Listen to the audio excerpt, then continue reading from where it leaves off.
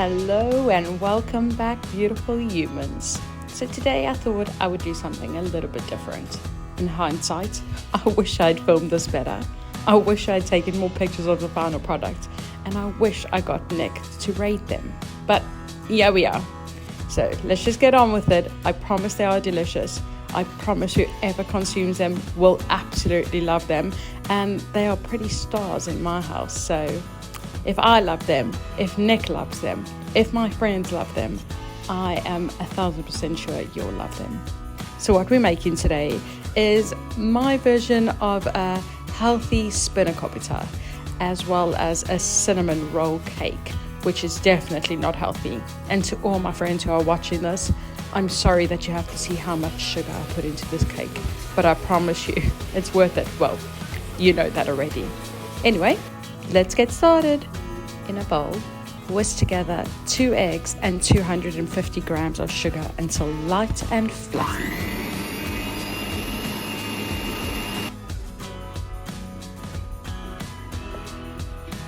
Add in 125 grams of butter or margarine and continue to whisk until all combined.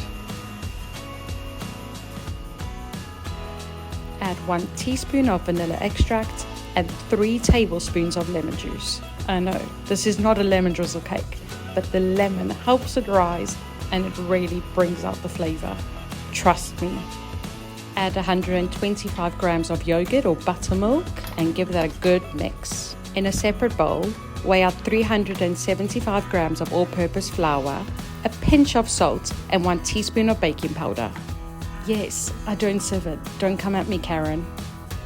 Slowly add the dry mix to the wet mix. Make sure to not overmix. So make sure it's on a low speed. If you're doing this by hand, it's probably better, as it's easier to know when you've got it all combined properly. But yeah, I'm lazy, so here goes the quick mix. That's what it should look like at the end, all combined. In a separate bowl, roughly measure out half of the mix. This will become the cinnamon part.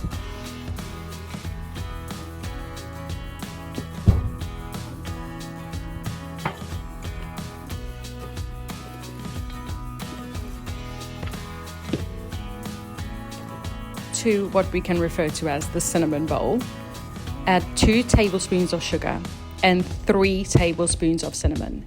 Yes, more sugar and a load of cinnamon. I promise you need that much cinnamon for it to actually come out and flavor at the end. Do not be worried. It will work out, I promise.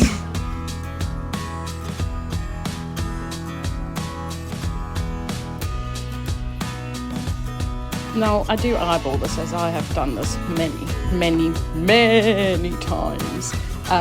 You are looking for a color more than anything. You want that mix to be quite brown in color compared to the vanilla mix. So I'm adding more because I know what I'm looking for. But it is roughly about 3 tablespoons. If you look at it and it's not brown enough, add more. There is no harm in adding more flavor. Go with what feels right. This is what they should look like at the end. You can see the difference in color. Now, butter up that tin.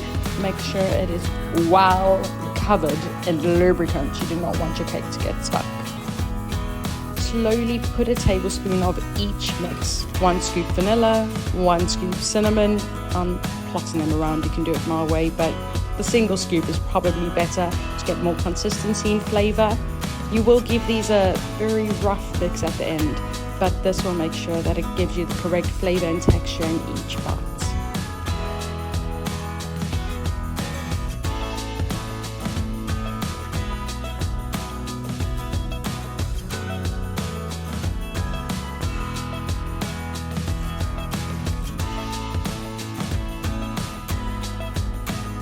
Once you've done scooping, we're going to make the cinnamon filling. Yes, more sugar. That's what it should look like, a kind of marble look. Now back to the cinnamon filling, the good stuff. In the bowl that you used to make the cinnamon mix, yes, I'm lazy and don't want to clean up more, add 1 tablespoon of butter and 2 more tablespoons of sugar and 2 tablespoons of cinnamon. I'll show you what it should look like at the end, but again, you're looking for a color. It must be quite dark. Give that a good stir.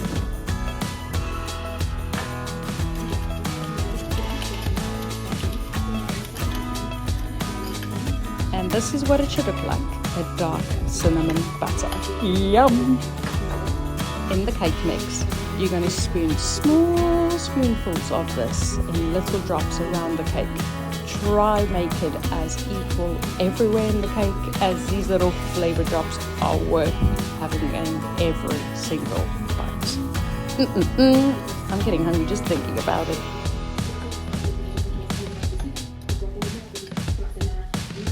And this is what your little flavor drops will look like. Then make sure you dig them deep and cover them with the cake mix. So it looks like this. You can't see them anymore.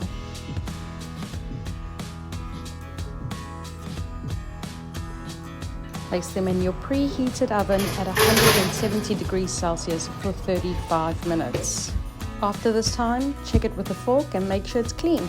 It should look like this. In hindsight, I wish I never added the sugar on top because it caught a little bit, but still delish. While the cake cooled, we took Picky for a little family walk on Cotton Hill. So enjoy these clips. It is a rather gloomy day, but still picturesque, and we loved it.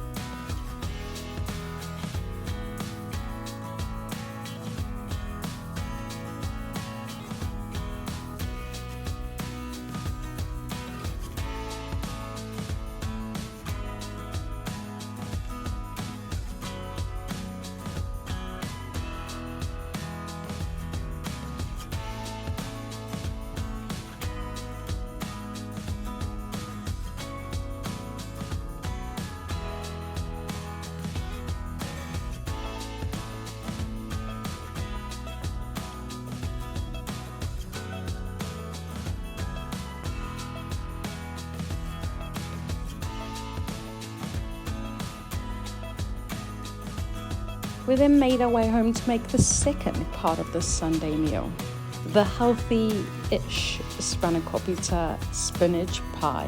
These are all the ingredients that you need: eggs, feta, fat-free cottage cheese, a red onion or brown onion, packs of spinach, and mushrooms. Start by chopping those red onions. Watch those eyeballs, but you want it as fine as possible.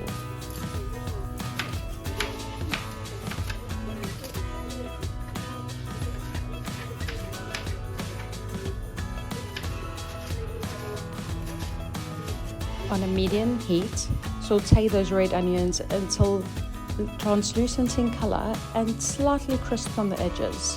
While that's going on, get on chopping those mushrooms.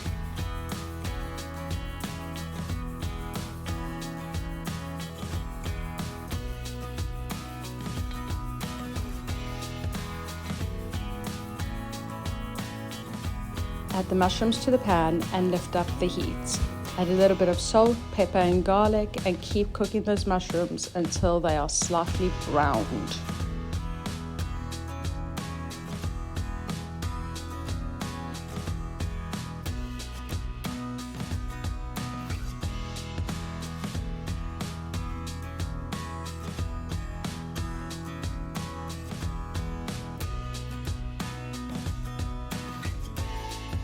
Once cooked, remove the full mushroom onion mix into a separate bowl, which we will use later.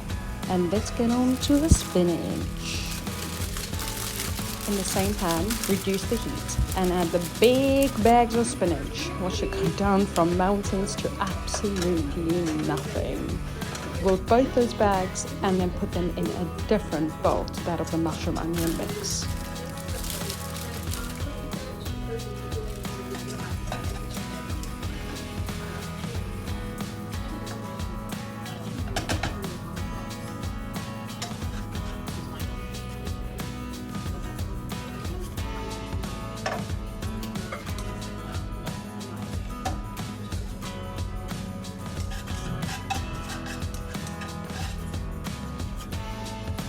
Whilst the two mixing bowls are cooling, take the cottage cheese and blend it with your Verena sugar until nice and smooth. Sadly, in England, we don't get smooth cottage cheese, but if you're in South Africa, just buy it.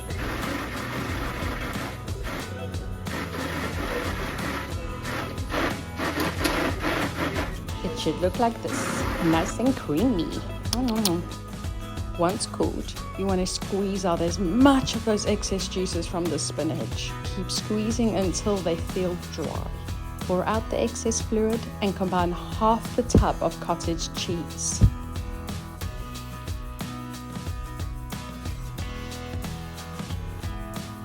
Add in the cooled mushroom onion mix.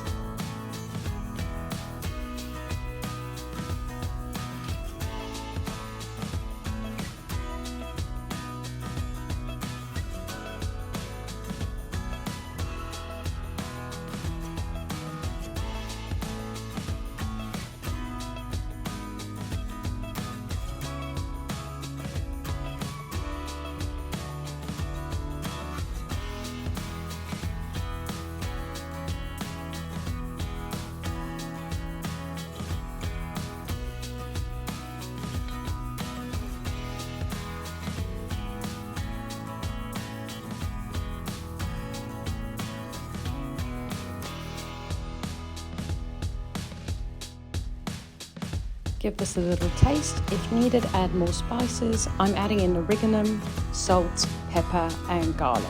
Give that a good mix.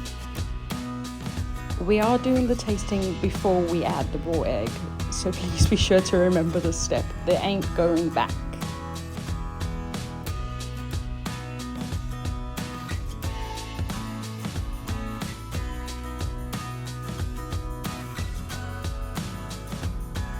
Crack 1 egg into the remaining cottage cheese mix and give that a good mix before adding to the full mixture.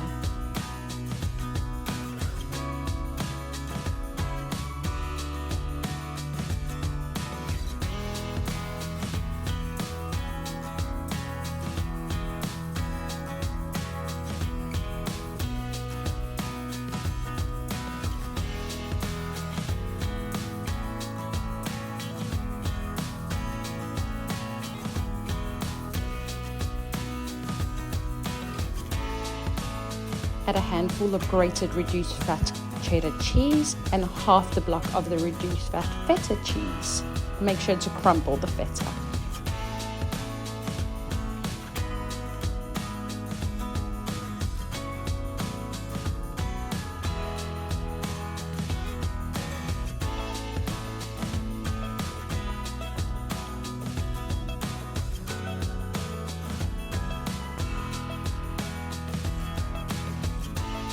Give that all a good mix and voila! You have your pie filling. Now before we get to the pie making, I'll let you know that I did a horrible job at filming this. I wish I could go back and smack myself, but yeah, we are. There is also 2 different pastries that I used. You can use phyllo pastry, which is probably the healthiest way, or a reduced fat, or just normal puff pastry. It all tastes great, but if you're trying to save on calories, go for the phyllo pastry. Make sure to line your tray because once again, we are lazy and do not want to clean up after ourselves. Cut your dough into a rectangular shape to 1/2, leaving a 1 centimeter border. Put spoonfuls of the mixture. Then fold over the other half and crimp the edges. You can either do this by hand or using a fork.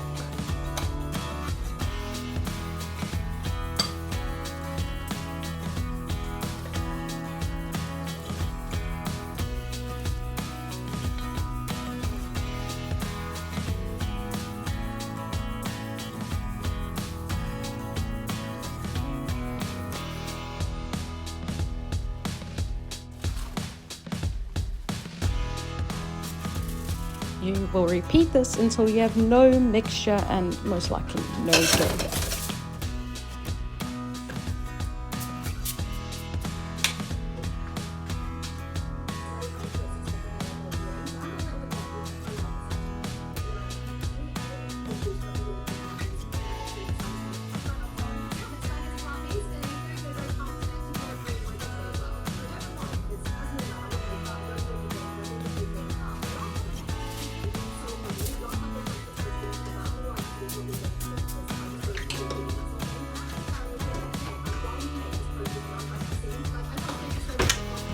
You want to either egg, butter or spray and cook the tops of the dough so they come out nice and golden in colour.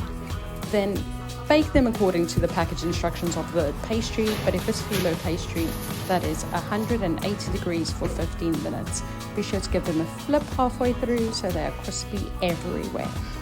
And here's my baby being rather annoyed that I'm cooking still. Anyway, there we go, the finished puff pastry pie. Delish! Enjoy!